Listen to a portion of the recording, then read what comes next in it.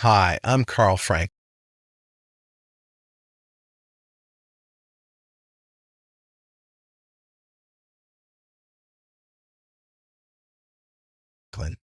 In this episode of Blazor Train, I'll show you how to generate an unintrusive gRPC layer using your existing models and services for a hosted Blazor WebAssembly app.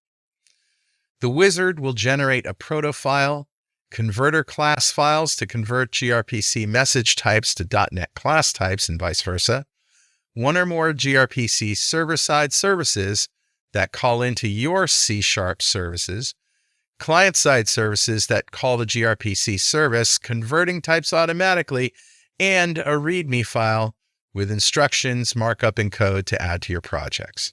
Now, why do we need this? Why do we need a code generator for a code generator? gRPC.NET is a code generator after all. Well, gRPC demands that you define your data transfer objects, or DTOs, as protobuf messages. These messages are used by gRPC.NET to generate classes behind the scenes. That may be fine for greenfield or new projects, but if you plan to use gRPC in an existing project in which you've already defined your models in C#, you'll have to recreate all those model files as protobuf messages. The proto file becomes the place where changes are made to your models and services. So wouldn't it be great if we could start with C# models and services and just generate the proto file and all the other files required to use gRPC? I think so, and hopefully you will too. Generating your gRPC layer is coming up right now, right here on Blazor Train.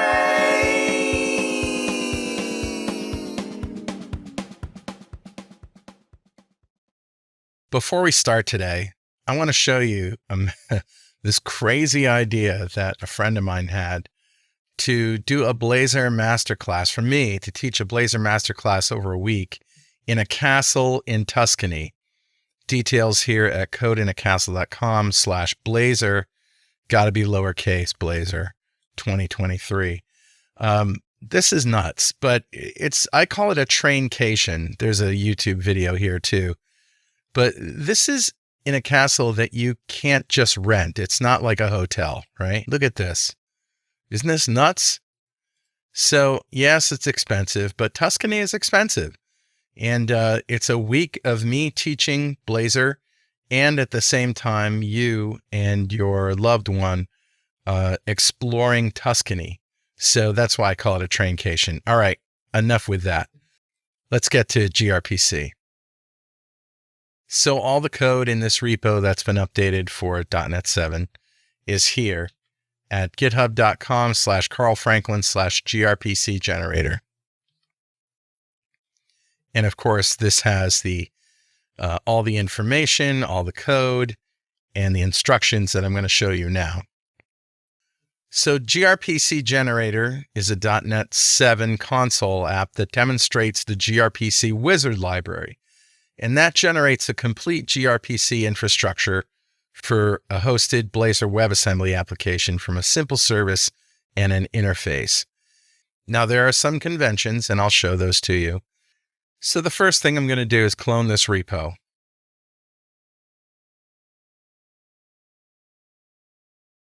And then we're going to open it up. All right, so there are two projects here in the solution, and you're going to need them both. gRPC Generator is a console application that lets you define your models and services in C# where they can be tested. By adding another layer, you can use the same C# models and services in your code that you started with. Converter classes are generated to convert protobuf generated message types into C# types and vice versa. So the gRPC wizard library is the class library project that does all the code generation. gRPC generator, of course, is the console app that calls into the library to do the generation. So let's talk about input conventions. There are two folders here, models and services. Models is where you put your models, and services is where you define services. Now, there are some conventions around this and some requirements, so let's dig into it. Let's look at the person model. All right, so I know this looks pretty verbose. I mean, there's just a lot of different types on the person, but that's for a reason, because I had to test this with properties of all sorts of different types. So in the demo, though, we're only going to be using ID, first name, last name. That's pretty much it. But all these things are here in case you want to use them and just to show that the gRPC generator can actually handle them. Now, you'll notice this gRPC model attribute, and that has to go on every model that you define. See these different classes here, person and product? You need one for each model. And also they include these helper classes, request and response classes for the service. And the reason they're not in the services files is because the services files go to the server project in a hosted WebAssembly app, and these models get shared. And so all of these request and response classes need to be shared between the client and the server. So the easiest way to do that is to put them in here. Now, this isn't going to make a whole lot of sense to you unless you think back to the gRPC versus Web API episode, where I talked about gRPC, and one of the requirements of services is that every remote procedure call has to have exactly one request type and one response type. In other words, you only have one input and one output. And object-oriented programming being what it is, you can encapsulate everything that you want to send in a class and everything that you want to return in a class. And so that's why we have these. Now you might be thinking to yourself, why do we have this class getAllPeople request that has no properties? Well, here's the deal.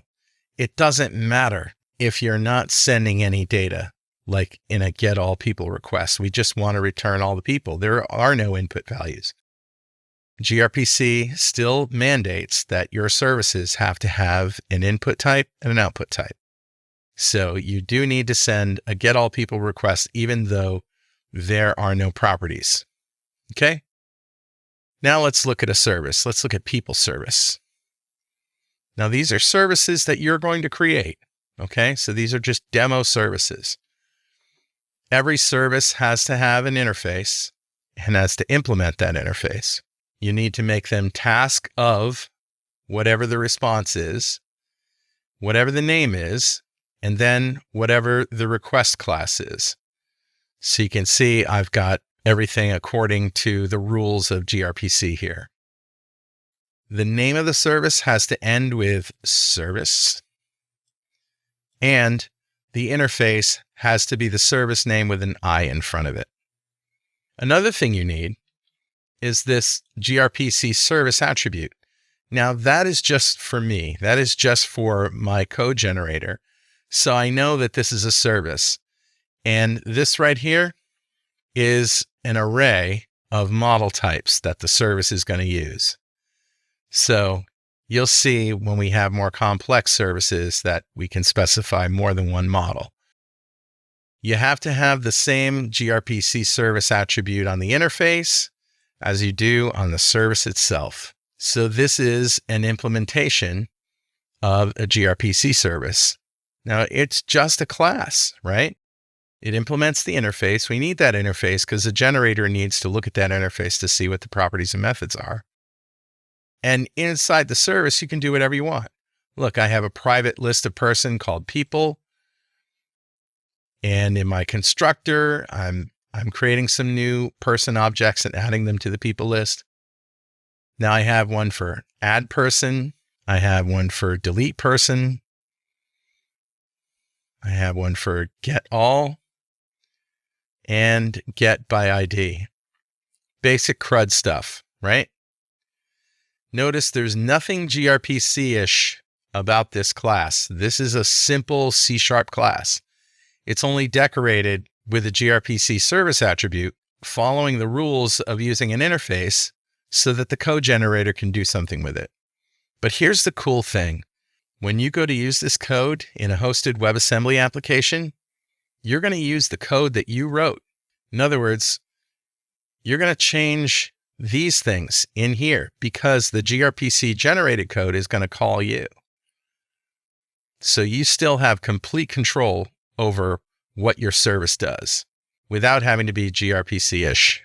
Look at people, products, service. Now you can see over here we've got a gRPC service that uses two models, person and product, right? Whereas we also have a product model, very simple, and we have a product service. It's exactly the same except that it's for products instead of people. We got some dummy data here, etc. But this people products service is one that I added just to show that you can handle multiple models in a single service, right? You're not limited to one service per model. That would be silly. And as long as you follow these conventions, everything will be generated for you. The models, we don't really care. Person, product, customer, employee, dingbat, doesn't matter. And it doesn't matter what the property types are either. You do, however, have to have these request and response classes, as I said, for each request and response that your service uses. All right, let's go to Program CS. So this is where, first of all, you can test your services before generating. And you can see I have tests in here for the people service, right? There's no gRPC here. We're just calling the service. We're creating a request.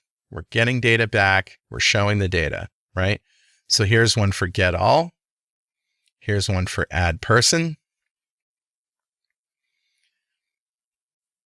Here's one for get person by ID. And here's one for delete person. Now, once you're done testing, we're going to ask the user for the namespace for this generated code, and that's going to end up being the name of the solution. So when you go to create a brand new hosted Blazor WebAssembly application and it asks you for the name, you're going to put this in there. Well, whatever it is. It doesn't have to be Blazor gRPC generated. That's just the default. The namespace is important because it's going to generate code, and so it has to get the namespaces right. So then you specify the output folder. And here by default, I've got the desktop folder, and then there's an output folder on the desktop. That's where all my code is going to go. Now, here's a trick. Once you have created your Blazor application and you want to make a change, you can set the output folder to the name of that project. So it will actually copy the code right into your project and write over the files that are there. And this is it right here. Await gRPC wizard, generate gRPC infrastructure.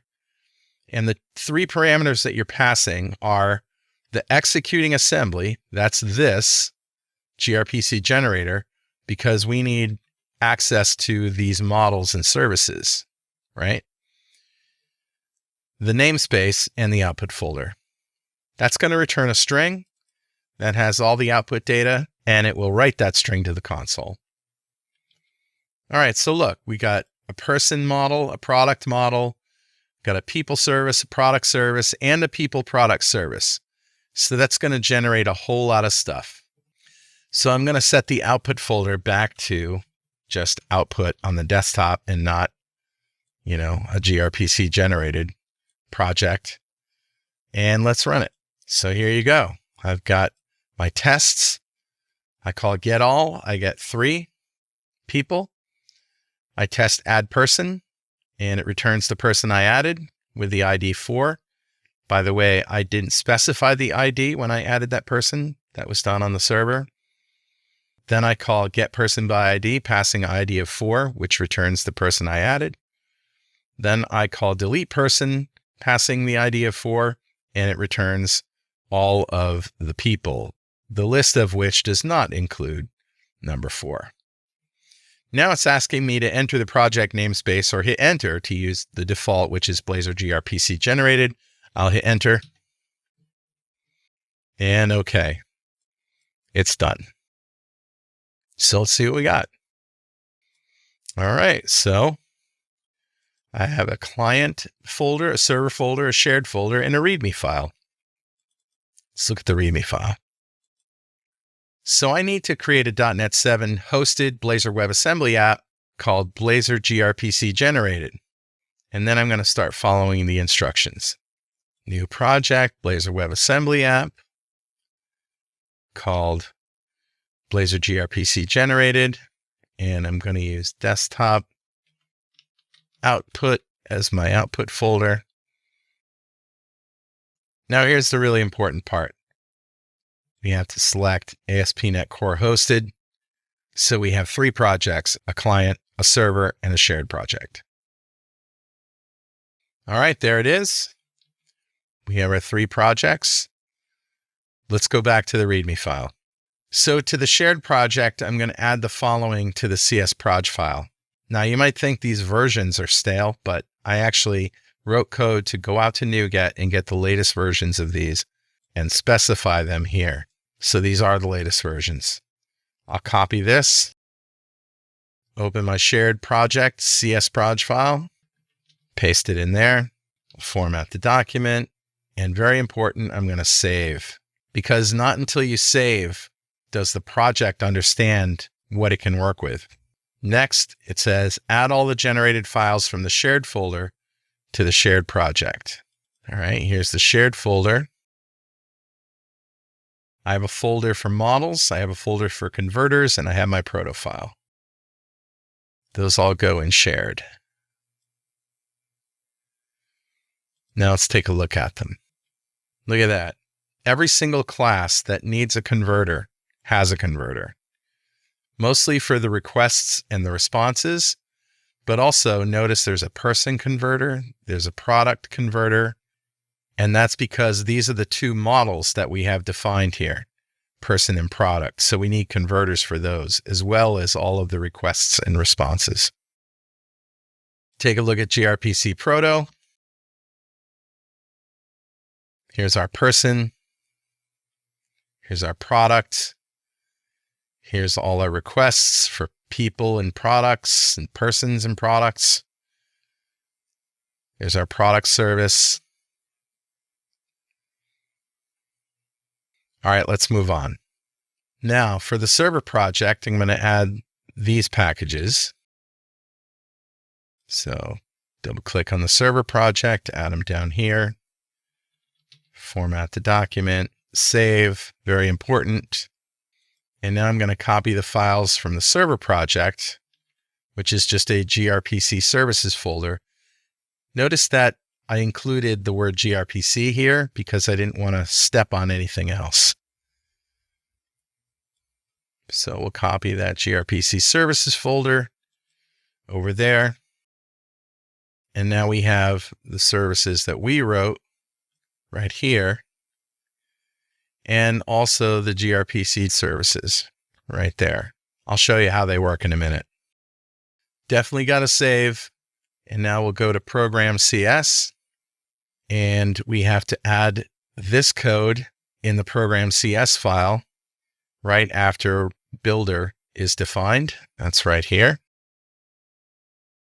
So we're calling builder services add gRPC. And we're adding singletons for people product service, people service, and product service.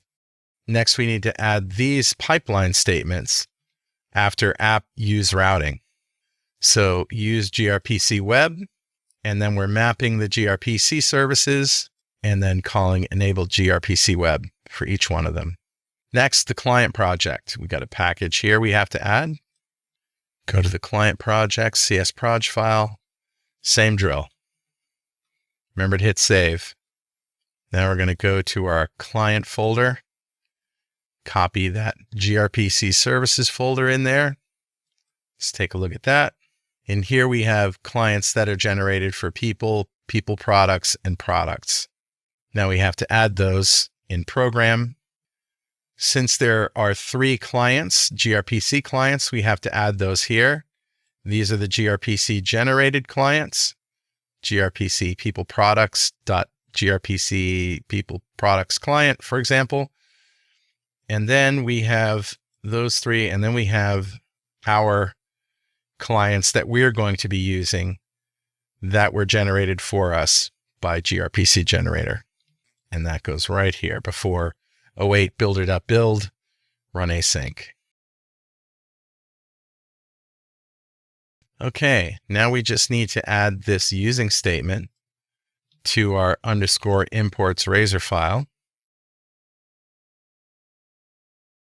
And now we can take over index and do something with it. Now there's a sample index razor file right in the README. It's very simple, however, but let's start there. All right, so in my code, I've got a new listed person called people, and here I'm calling people client get all async, and people client is injected right here.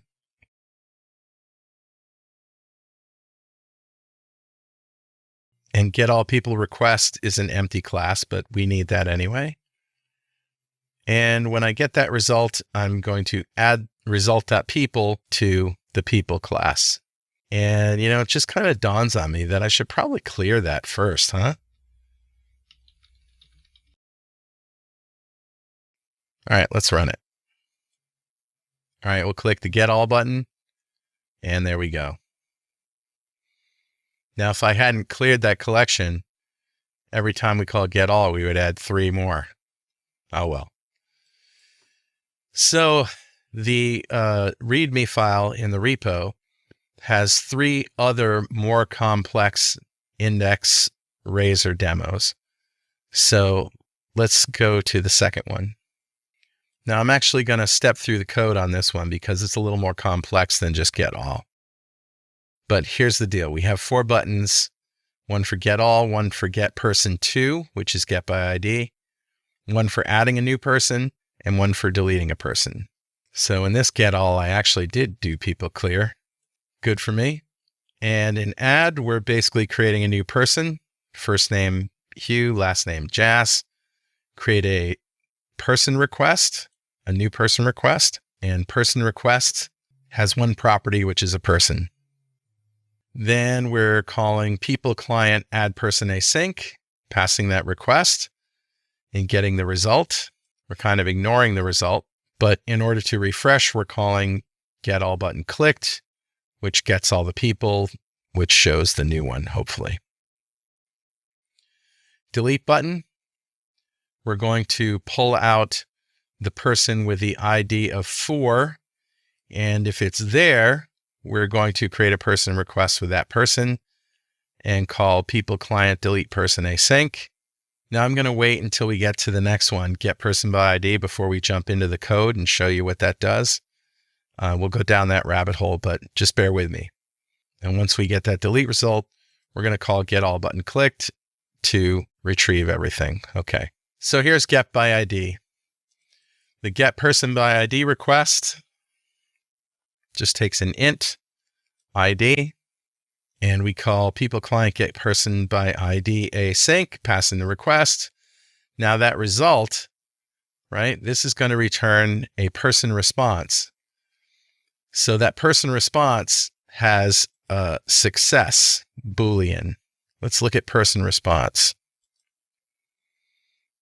Success Boolean, and then the person to be retrieved. So if success is true, we'll clear the people, which is what we're showing, and then just adding that person that comes back. All right, so let's put a breakpoint right here and run it. All right, get all, whoop-de-doo, add person, delete person. Now get person to. This is where we have the breakpoint, right? So I'm going to press F11 and step into this. So this is our people client that my code generator generated. Now it injects the gRPC client, gRPC people.gRPC people client. So this is the one that's going to do the heavy lifting. But what I do is first I call into a converter. Let's go down in here. I'm going to call getPersonByID request converter from getPersonID request, because that's what this is. This is a getPersonID request that I defined in my models, right? And what I need is the generated version of that gRPC understands. So let's F11 into this. And you can see here's my getPersonByID request that I'm passing in. And I need to return a gRPC getPersonByID request. So I'm going to create that new and set the ID to item ID and return the result. This is the benefit of having a code generator, because you can do this kind of, meticulous work, but generate it all. So you don't have to actually write the code, but it's actually very specific code. All right, let's go back. Now I'm calling the gRPC people client getPersonByID async. This is the generated client, which is going to call the gRPC server. So let's put a breakpoint here. Let's go over to the Solution Explorer, go down to the server project, and let's look at gRPC people service, which is where we're going to land. I'll put a breakpoint here, and now let's run it. Okay, so getPersonByID. This is the gRPC service, right? So this is going to get a regular class of my getPersonByID request, because I'm going to call into my people service. So let's just skip over that because we know how the converter works. And now it's F11 into people service getPersonByID. So this is the one that we wrote. So I create a new person response. I pull out the person. Success is true. Set the person there and return the reply or the response. Now we're back in the gRPC service. We do another conversion and we return the response. We've got our result from the server. There's our person response. And now we have to convert that back to the C# response that our code is expecting. So I'll F11 into person response converter from gRPC person response. All right. So we create a new person response. We set the success. And if the person is not null, now we're using the person converter. And we need to convert from a gRPC person to a regular C# person, the model that we defined. Here we go. This is all my generated code. So we create a new person, and one by one, we set the properties. We do null checks. This is generated code. And return the result.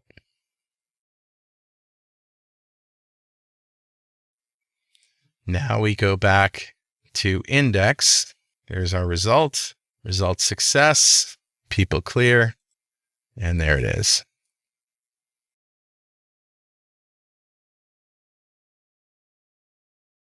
All right. So I think the bells are going off in your head right now that, wow, I can just write my own models in C# and my own services in C#, and I can focus on those and then just generate the whole gRPC infrastructure, and it doesn't have to interfere with my project in any way.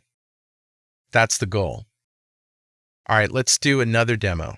And we don't have to go through that whole process again because we know how it works now, right? All right, so sample 3, we're injecting a people client and a products client, and we have buttons to do the CRUD operations for both. And I realize now doing this demo that I didn't do update, but maybe adding update code is something that you could do as an exercise. How about that? That'd be cool. All right, I'm just going to run this and I'll demo it and you can see we get the same kind of results. The code is exactly the same, except we're swapping out person for product. So here's get all people, here's get all products. Some funny things for you to read there. Get product to, add product, delete product, and of course these still work here. Okay, the last demo that I'm going to show is how to use this guy, people products service. We have get all people and get all products. We've got a list of people, we have a list of products. And if you go back to the generator, you remember I demoed having two models specified that the service uses in the attribute, right? So this is saying this is a gRPC service, and we're using these two models. And when it got created, all of those attributes went away, and we're left with pure code. So now I just have the initialization for the people and the initialization for the products. And we have get all people, we have get all products, and that's it. So let's change this up. So now we're injecting a people products client, and we have a button for get all people and products. So we're just using the same models. We're using the same lists, clearing them both, getting all the products, getting all the people, using the same get all products requests and get all people requests, and then adding them accordingly. Everything else is the same.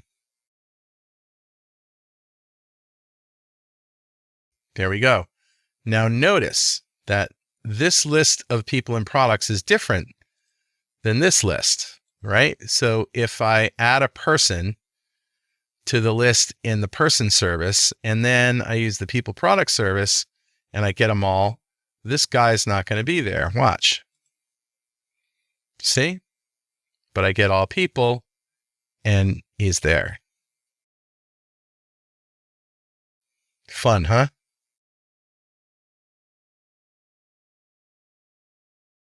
Okay. That is my demo. I hope that I'm not crazy in my endeavor to make gRPC more approachable for those who have a brownfield project and want to incorporate gRPC, but they don't want to completely detangle the models and everything else that's in their project already. I hope that this makes it easy for you. Now back to you in the studio, Carl. You know, I didn't create gRPC Generator as a commercial product. I'm not suggesting that it's a complete solution, but it's a start. Hey, maybe some of you alert passengers will help get it off the ground by testing it and contributing to the public GitHub repo. I can only hope to be so lucky. Hey, thanks for riding the rails with me today. This is where I jump off. I'll see you next time. Blaze a train.